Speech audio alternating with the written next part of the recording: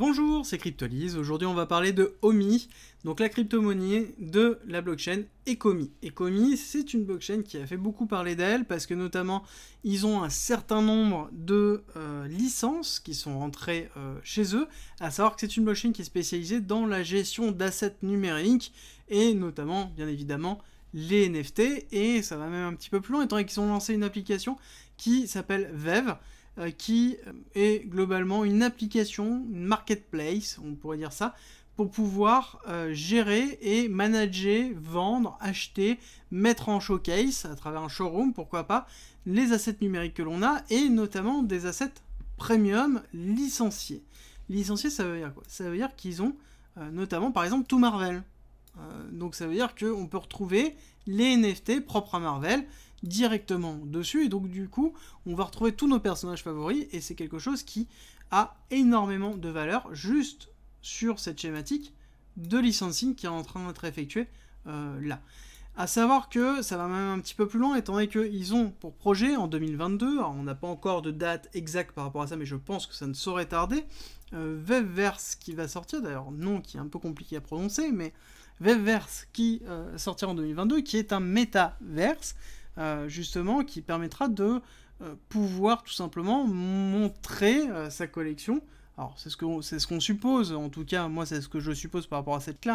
Ça va pas être un métaverse complet, mais ça va être une schématique d'échange et de showcase, tout simplement de ses propres NFT. Alors, pourquoi pas à travers des galeries d'art, un appartement, à travers des endroits publics, mais en l'occurrence, on pourrait avoir quelque chose qui permettrait de pouvoir faire une forme de galerie d'art et négocier des prix, comme ça a pu se voir pour les anciens sur Second Life à un moment donné. Donc on a un produit, on va même pas parler, parce que là je parle de VEV, je parle pas d'Ecomi, Ecomi étant la blockchain qui permet de faire la mise en place de ceci, mais néanmoins on se retrouve quand même avec Vevverse et le produit VEV qui sont quand même des produits assez forts et qui prennent de la place dans la notion des NFT, et notamment qui attaquent quand même très fortement avec des NFT licenciés. Et globalement, c'est ce qu'on attend, c'est beaucoup plus complet que des NFT classiques qu'on pourrait avoir où ça sort ni d'Ève ni d'Adam. Là, on touche clairement tout simplement une grosse partie de la population. Cette partie de la population, on va leur apporter des solutions pour pouvoir se procurer des goodies de leur passion, et donc on va se retrouver dans un écosystème qui va croître. Voilà. On est dans une démocratisation, clairement, de la blockchain et des NFT, et rien que pour ça, je trouve que c'est excessivement intéressant par rapport à la mise en place. Et très clairement, on m'a beaucoup parlé de ArtTrade qui a fait son ICO. Enfin voilà, pour moi, quand on voit un produit comme VEV et Ecomi qui est sorti avec directement des NFT licensed qui sont effectués, enfin voilà, on est à des milliers d'années-lumière. Pour rattraper quelque chose comme ça va être très très compliqué de se sortir de ça. Autre élément qui est important, c'est la notion de token. On a quand même un paquet d'OMI sur le marché, et en l'occurrence en Max Supply, on est sur une quantité astronomique, et qui est en même temps logique. Parce qu'il ne faut pas avoir peur de cette schématique-là, il faut le comprendre. C'est un schéma de construction du token qui est concrète et liée à l'utilisation d'une marketplace. C'est-à-dire que le but, c'est d'avoir beaucoup de tokens pour pouvoir éclater la demande au niveau des différents échanges et pouvoir être tranquille sur la gestion de la pluralité des échanges et du nombre de tokens par échange, et des gas fees par exemple. Donc globalement, ça permet d'avoir plus de flexibilité, et c'est vrai que ça joue aussi un autre rôle, c'est que on a un prix qui est assez bas. Et c'est ce qu'on va regarder ensemble au niveau de l'analyse technique. Rejoins-nous sur Discord, tu y retrouveras notamment ma stratégie d'investissement qui est disponible gratuitement. Je montre comment je construis mon bag, le fonctionnement de mes optimisations, quand acheter, quand vendre, tout pour éviter justement les principaux pièges. Si tu aimes mon contenu, like, partage et abonne-toi, ça m'aide énormément. Alors, sur l'analyse technique, comme je vous dis, on va avoir un prix qui est assez bas, on est à l'heure actuelle, au moment où je fais la vidéo, on est à 0,0043. Donc vu la volumétrie du token, on se retrouve sur un prix qui est quand même correct. Voilà. Il faut garder en tête tout ça, même si le prix en dollars, on se dit c'est vraiment pas cher.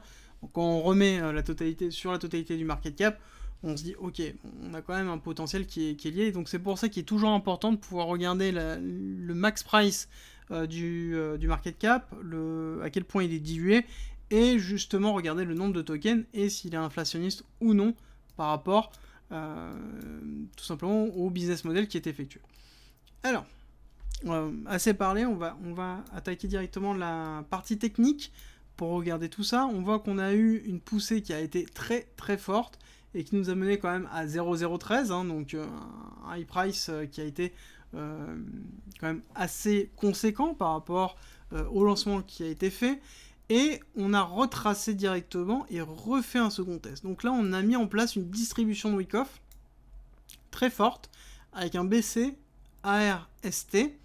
Et là, nous sommes actuellement dans le saut avec un retracement qui a été très très sévère et un retracement même très fort. Voilà, tout simplement très très fort. Et on va aller juste se redéplacer ça à 0 pour essayer de se redonner un petit peu de volume pour voir un petit peu où on en est.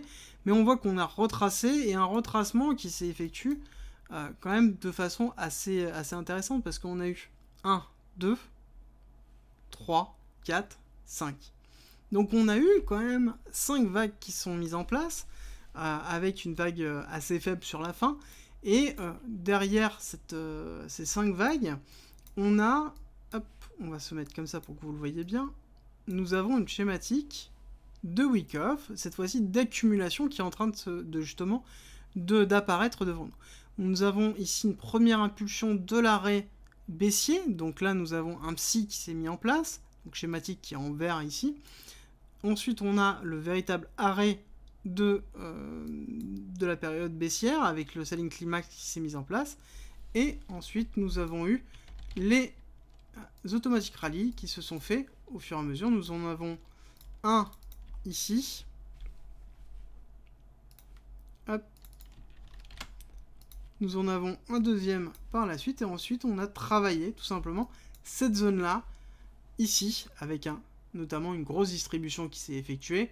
Et on a commencé à entamer une nouvelle baisse. Alors il est à déterminer, est-ce que ici nous avons un ST, c'est tout simplement un test du niveau bas, à savoir qu'on n'a toujours pas pris la liquidité de ces zones-là, donc il est un niveau important à aller chercher qui est le 0,023 pour pouvoir récupérer cette liquidité-là et pouvoir aller chercher plus bas. Et dans tous les cas, on attend un STB, donc une prise de liquidité du SC, pour pouvoir valider cette schématique haussière et reprise haussière. Parce qu'il est évident que quand on a un saut justement de distribution, on doit aller faire un UT, donc prendre la liquidité du BC, pour pouvoir valider justement cette distribution orange, et donc faire un nouvel ATH. Ce nouvel ATH qui pourra être suivi d'un nouvel ATH encore une fois, avec un UTAD, si jamais on part dans cette idée-là. Donc on doit valider cette accumulation verte pour pouvoir partir faire l'UT et l'UTAD. Si on regarde la prolongation de cette première impulsion baissière qui s'est effectuée, donc jusqu'ici donc le BCARST, ça nous donne une prolongation de Fibonacci. On voit qu'on a travaillé, on est en train de travailler justement en plus cette zone-là, le 1,618 qui est quand même très fort. Et ensuite on a le niveau 2 qui est à 0,0063 qui est une bonne indication d'un potentiel continuité, enfin d'une potentielle continuité de baisse pour faire le STB, voire le spring, aller chercher ce niveau-là, une grosse niveau de réaction, valider la grosse accumulation, et ensuite partir tout droit. Alors, par contre, il est évident de 3 choses. C'est que, 1, la technique nous dit que potentiellement on peut aller faire des plus. Mais il faut garder en tête que le fondamental va jouer énormément. Il faut que le lancement du VVverse se passe bien, que ce soit un vrai métaverse avec une vraie utilité, que ce soit pas juste un show-off marketing qui est effectué. Donc ça, c'est le premier point énorme. Le deuxième, c'est il faut que le marché des cryptos reprenne. C'est-à-dire qu'il y ait une injection de liquidité pour pouvoir injecter tout simplement dans le marché des NFT. Et ça, c'est troisième point, c'est il faut que le marché des NFT continue à croître dans l'état actuel, parce qu'il est évident qu'une marketplace et que une application qui permet de vous mettre en scène, en tout cas tous les NFT, toutes les collections que vous avez, s'il n'y a pas d'injection de liquidité ou en tout cas d'achat dans les NFT, ça va être très compliqué. Même si on se retrouve quand même sur des NFT premium, licenciés, qui conviennent quand même au plus grand nombre et que dans le gens en aura envie. Mais ça n'empêche qu'il faut impérativement que les trois autres points suivent pour pouvoir donner cette impulsion et permettre à la technique de pouvoir suivre. Pour moi, c'est toujours une corrélation technique fondamentale qui vous donnera tout simplement la compréhension du macroéconomique et du microéconomique. Merci d'être resté avec moi jusqu'au bout. Abonne-toi, partage si t'as aimé et rejoins-nous sur Discord. C'est avec plaisir qu'on t'accueillera. Et à très vite.